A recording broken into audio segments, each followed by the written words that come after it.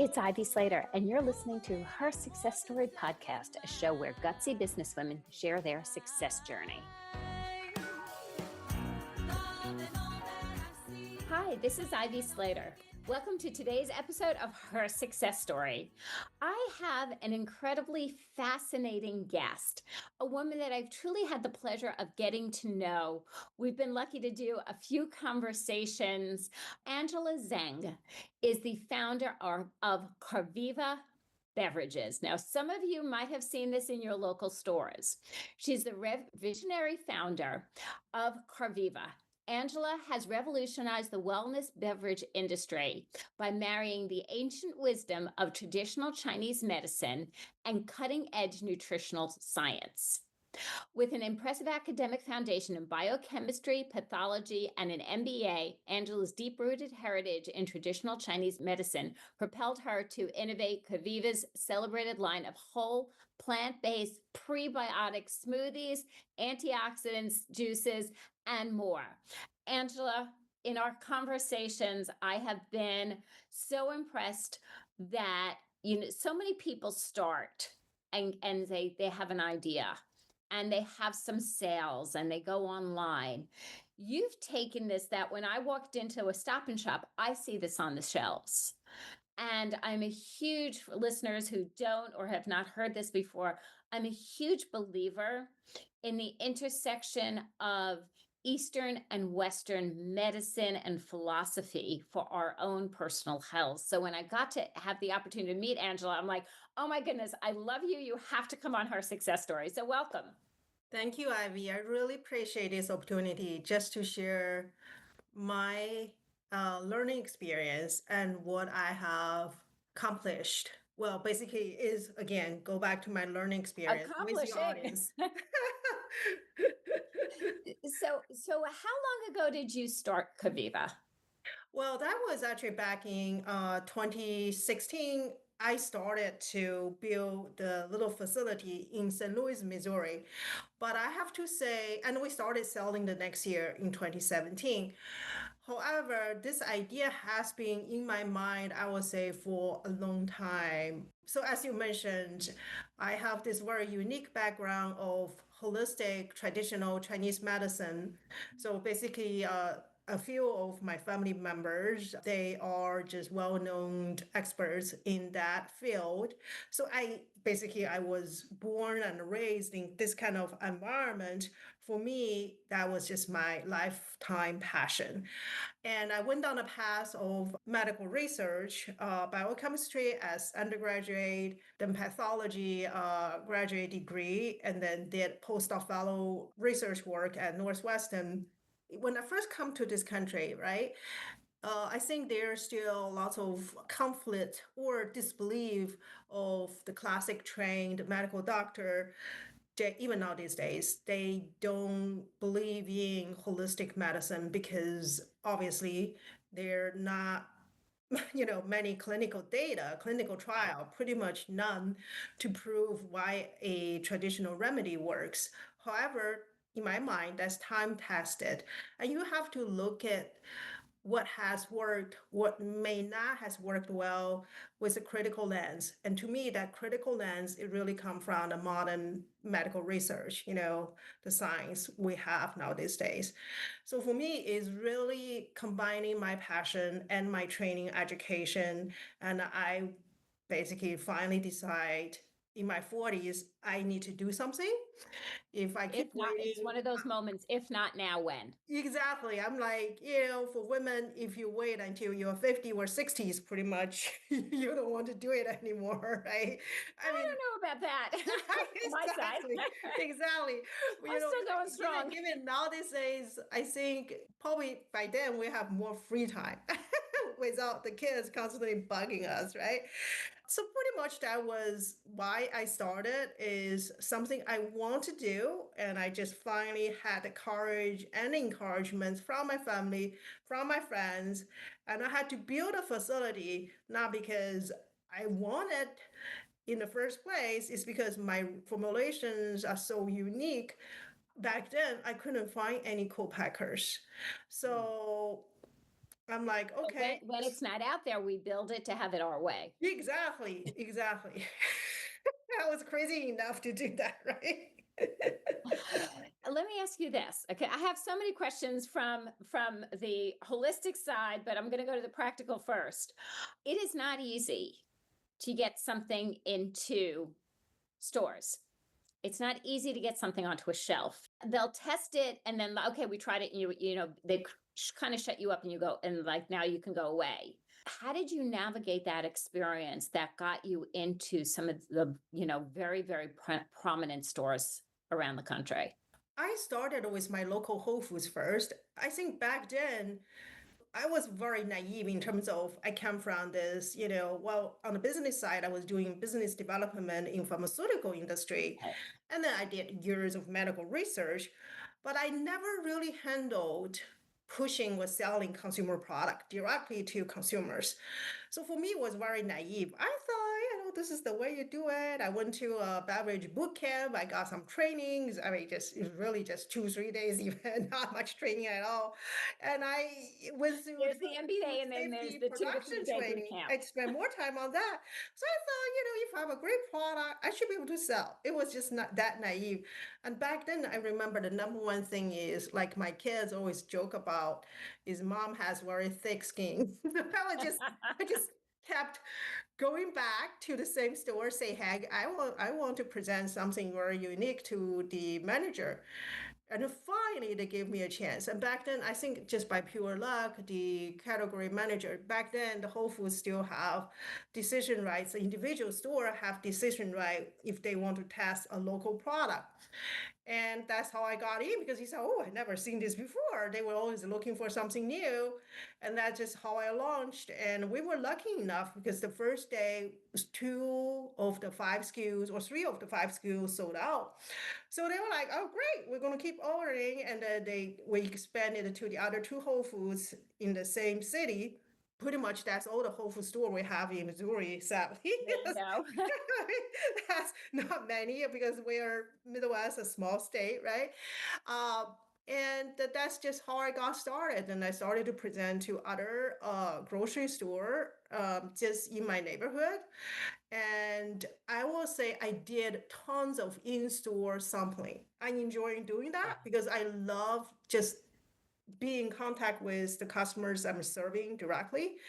And I think that process really helps me a lot is focusing on customers, understand what exactly they need and taking their feedback to refine, to retune my product formulation, label design, packaging, everything.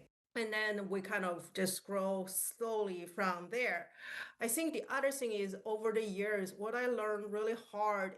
I mean, the hard lesson is being an entrepreneur means you cannot only focus on it's almost like they call it a dopamine reward, right? It's like the boys playing the That is so games, right? true. Or There's a high, there's a true high, right?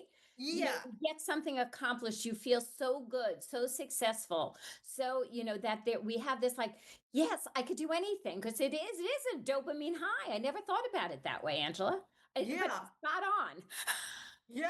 But on the other side, you got to also learn you will have more no's. You're gonna hear a lot more no's than yes. A lot more. The ratio is probably 100 to 1. I cannot even count. And you just have to have that thing. It's almost like you focus on the learning process. You focus So on, okay, I got one reward out of 100 failure. I'm okay with that.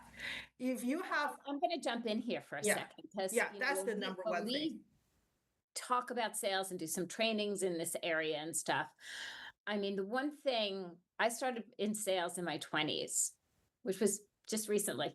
Just kidding, guys. I learned early on it has nothing to do with me. It is not personal.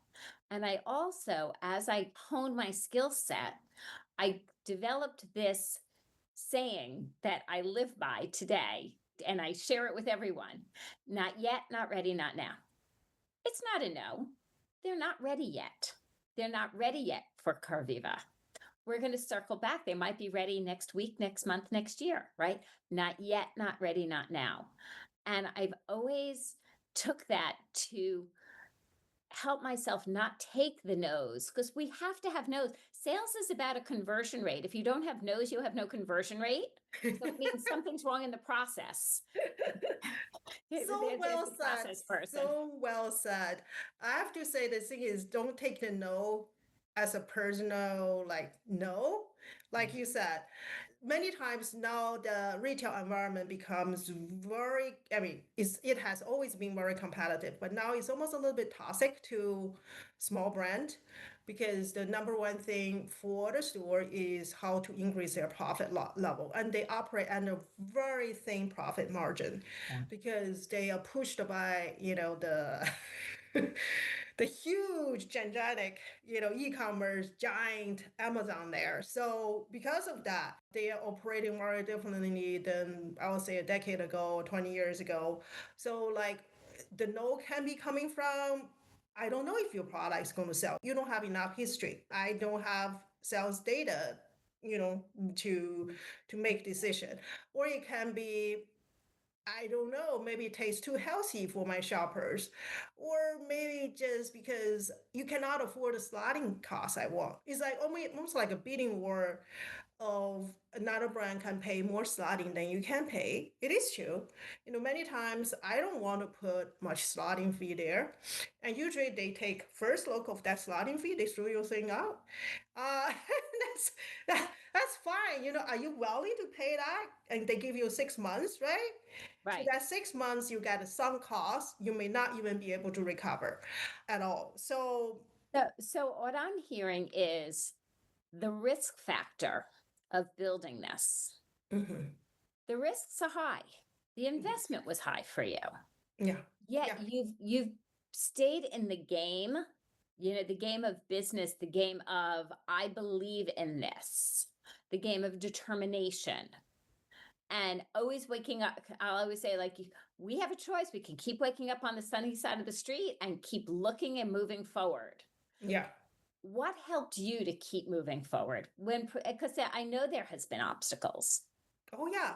There are days, like there are moments I just started to cry. I mean, seriously, I'm like, Of and course. Who it's almost hasn't? like you got to release that kind of negative emotion, right? And don't Well, feel I'll shame, don't share feel self. Don't feel I'll share shame, with don't feel you. self. I'm going to say, I don't know if the listeners here have ever heard me say this, but in my 30 plus years of owning whatever business I have owned, which there has been a couple, right? There has always been a day that every so often and say, I quit. And then like people are like, you can't quit, you own the place. I was like, nah, I quit today. I decided I quit. I'm writing a letter of resignation. I'm handing it in to myself. I'll reject it at the end of the day. I'll show up here tomorrow, but right now I quit. Right? Then I go out, I take a walk, I regroup, I refresh myself, I reground myself. Regrounding. You Yeah. said it so well. I think that regrounding, I always tell my kids, don't flow in the air all the times because you start to imagine the goals, the accomplishments ahead of you. When you focus so much about the thing that hasn't been realized, you're going to be disappointed all the times. Right. But you really have to ground yourself to the dirt in a simple way, which is hard work every day, and then also surround yourself with smart, kind people, right? So they can help you to make the right decision. I And love that. we cannot Surround just make yourself. decisions all the times by ourselves. We want someone to cross check for us. Yes. Yes, smart, kind people. Angela, what has surprised you in this journey? What surprised me is I didn't know selling a drink could be so hard. When I was in pharmaceutical, I thought selling pharmaceutical products are hard because you need to go through all the clinical trials, not to mention that. But just, I mean, the entry barrier extremely high because you need to have sales force, you need to call on different physicians, and there are lots of regulations to deal with. But Yes. once you do well, their profit margin just crazily high. We know that. But on the other side, in the consumer product business, your profit margin is extremely, extremely thin, especially for young brands, small brands, because you don't have any bargaining power at all. Just remember, you don't have any bargaining power. And so for you, I would say is when I first came in, I just if you have a great product, you're gonna do well. Obviously, that's Right. not true. Obviously, that's not true. And I think just many people love to jump into consumer product business because they see all those movie stars or celebrities own this brand, that brand seems like they are doing so well. You don't know if they're doing well. First, even Amazon selling, I'm constantly on different webinars or podcasts listening to how people sell at Amazon because you learn a lot. Yeah. There's always the story The one to thing I admire about you so in the times we've talked is you have this attitude of continuous learning. oh, you got to. I agree, but I don't know if everybody gets it. You're like, okay, so I got an MBA. Well, I did this 2 to 3 day boot camp, and I learned this, and I lean in and I listen to these seminars or webinars or whatever, and so I could right. It's this attitude of continuous learning, and I know like one of the things that I say, and this is just for me, of when I stop learning, I'm done in life, right? Oh yeah. But it's you lean into it so. Yeah, I think if you read the story, again, I'm not claiming myself as the successful person in the world, right? But if you learn those, look at one common thing, what they do. One common habits is they constantly read books. Basically, they're learning. They're learning not just in their field, they're learning in other fields, other markets as well. I think as a human being, we are born to learn. And I told my kids, I think everyone will die one day. But the biggest fear I have is I don't know if I can still learn in my afterlife. I hope I can. My spirit can still learn because I think if you enjoy learning so much, right, that gives you this dopamine high. When I learn something, I feel so good. It's almost like going to a spa, then, Exactly. then you will be fine because you focus on learning. When someone told you, said no to you, instead of focusing on that no, you really focus on what do I learn from this no? Like you said, is this the right moment? Is this because of my product not tasting well for him, for his team? Is it because the packaging looks, not suitable? And it can vary from region to region. And timing also is a thing. I was told many times, try again next time, not this time, right?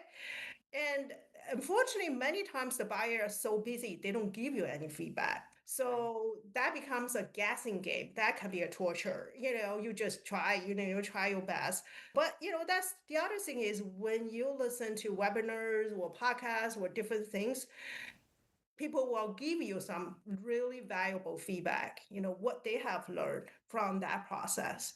And it's up to you how you want to digest that and utilize their wisdom. On that note, I'm going to say, listeners, at this point in the show, I always suggest take a deep breath in.